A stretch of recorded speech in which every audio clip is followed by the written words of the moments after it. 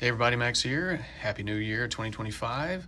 Today I'm going to be looking at Banshee from the 60 Years of X-Men that came out in 2023. Found this 3-pack on the Big Bad Toy Store. They had it on sale. I've had my eye on it for a while and I couldn't beat the price. I think it was like 40 bucks. And I wanted to build out a good X-Men team, and I've always liked these suits, and this is definitely the better of there's two 3-packs and this is definitely the better one, so I got that one first. And Banshee is just one of my all-time favorite characters. I've always thought he was very cool. I've liked his look, I've liked his story, and I'm glad to have him as a part of the collection. This is a really solid figure, and he doesn't come with much. He comes with the screaming head that you see here and the two fists that he is adorned with. He comes with this kind of traditional 1970s sideburns look. Lots of good texture there on the hair. And he's kind of got this, he's got green eyes. You can see really good paint there. And kind of got this quirky, smirky, cocky looking facial expression, and very well sculpted. I very much like this, but of course we're here for the screaming. It would have been cool if he had some kind of peg hole so that you could put in some kind of blast effect, but I don't know, it'd probably mess it up if you didn't want to display him with that. So anyway, this is a really solid, both of these head sculpts are really solid, and he comes with like I said, the fists and these kind of, I don't know if this is meant to be flying hand or gesturing, gripping, I don't know, dramatic pose. Probably these hands have gone, we've probably seen them before. They've probably been used with other figures before and they just threw him on Banshee. But I've got the fists on, I'll probably keep him that way. And just while I'm at it, just to test out, I always like to take my surplus Marvel Legends figures and throw him onto a Valaverse Action Force Desert Steel Core figure, and it fits fairly well. There's a little give, but scales fairly well, and kind of I think he's got a background in the military, maybe Interpol. You know, this could for those customizers out there, you might want to think about grabbing an Action Force figure and throwing this head sculpt on it, and maybe changing the colors around or something. But anyway, that's kind of a interesting alternative there. But into the figure himself, you know, what do you mean you ate the last of the rhubarb pie? So really good texture on the hair. Kind of has a wind-blown look, like if you wanted to put him in a flight pose, this is definitely the way to go. Digital face print is really nice. Kind of gets some red to the cheeks, you know, to kind of illustrate that he is screaming like somebody would. And really good texture to the the furrowed brow, around the mouth, and yeah, I'm really impressed with this. This is definitely one of the better face sculpts I've seen, and this is a great Banshee figure. Has the turned up collar.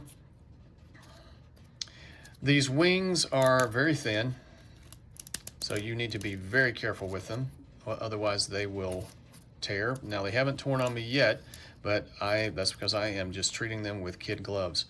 I do not want to see them get torn. They're mounted on his waist to these pegs, and then again on the shins, and from the front they're hidden, and and on the back of the forearms. So, but the material doesn't have the black, the solid black.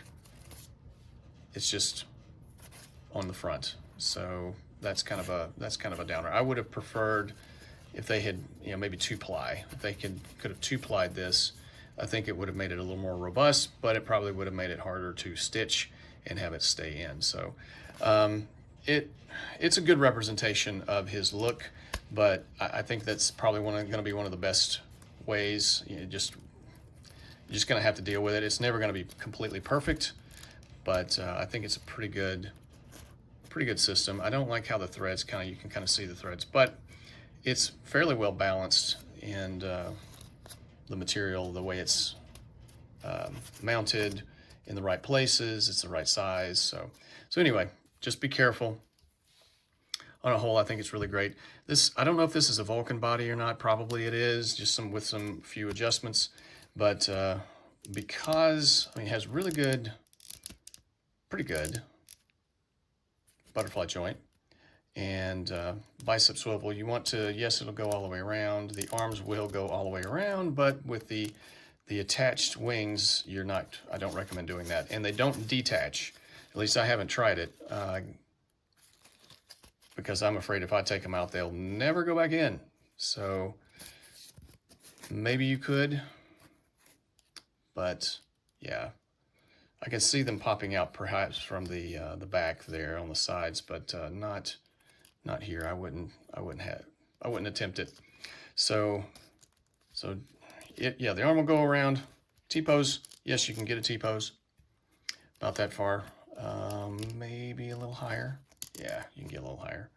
So pretty good capital T-pose. Range of motion is really good. He looks down pretty far. Because of the collar, he looks back, he looks up about that far, and that's not too bad. It's decent for a flight pose, I think. You could probably heat up this collared piece and flatten it down a little bit, and that'd probably work.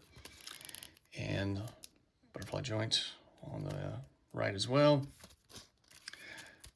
Double jointed, pinless elbows and knees. Decent range of motion. Again, being careful of his wings. You probably get better range of motion if his arm is down like that. And yeah, so just be careful. Careful, careful. Careful is the name of the game with this guy. There's some paint overspray. I've noticed on these figures that some of the blue bleeds over, or yellow, that sort of thing, which I think has been one of the complaints of this particular wave, but you can probably use some solvent and clean that up a little bit. That's what I plan to do. Or maybe it's just blue poking through. Maybe it's just the plastic, maybe a little translucent. I don't know. I'm going to give it a shot and see if I can clean that up and maybe sharpen it up. There's some bleed through with the blue on the yellow there. I hope you can see that. Ab crunch goes forward that far. The belt kind of gets in the way a little bit, goes back further. It does have a waist swivel. You can move this belt around so to get good, if you want to make some adjustments to the waist, so that's good. Let's see, wrist, typical stuff. Rotates around, hinged at the wrist. Same way with the open hands, they're hinged as well. So typical stuff that we've seen before. Pretty good splits. Hips do not drop down. And let's see, he kicks up about that far, so a little less than 90 degrees. And his knees are fairly stiff, but he kicks back. Be careful of the wings. Kicks back that far. Hopefully you can see all that. I always liked this kind of training suit uniformity. That's the thing about the X-Men that I always liked initially going in, was the uniformity. They all had the same costume, just kind of tied them together. And then of course later on they had their own individual costumes, but and this is kind of a throwback to that original jumpsuits that they had. And I've always liked this. I wish this lineup had stayed around a little bit longer, but the Muir Island saga happened, and then we got X-Men #1 and the red and blue team, or is it the blue and gold team? And we were off to the races in the 90s with that Jim Lee era.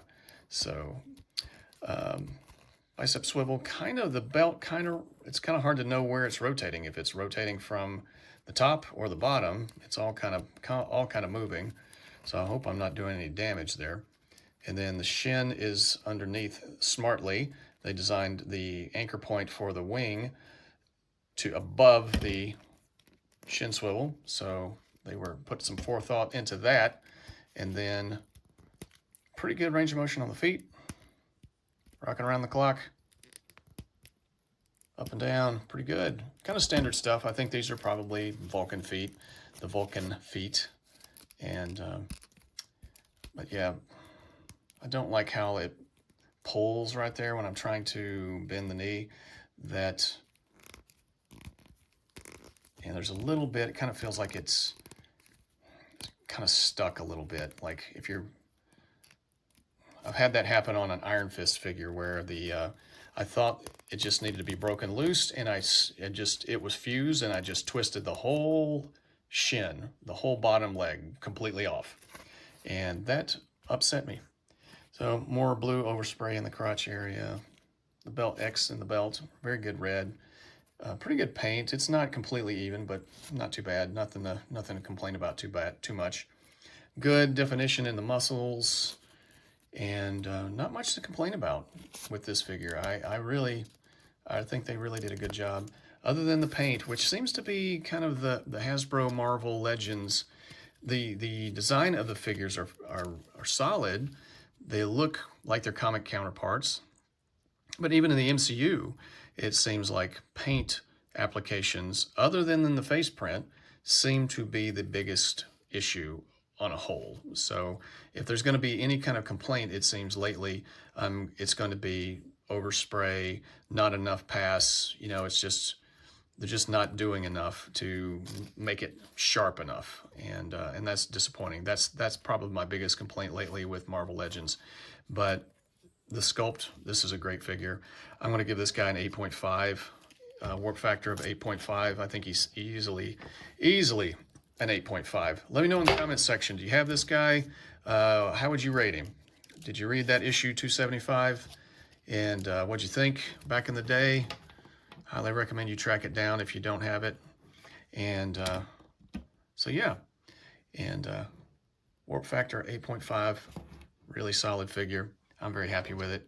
And then here he is with his, you know, back in his Special Forces days. So, all right, guys, let me know what you think in the comments. Feel free to like, share, and subscribe. Thanks for those of you who already have and kind of been contributing to this, my little channel. Everything, I really appreciate you. I hope you're taking care, and I'll talk at you next time.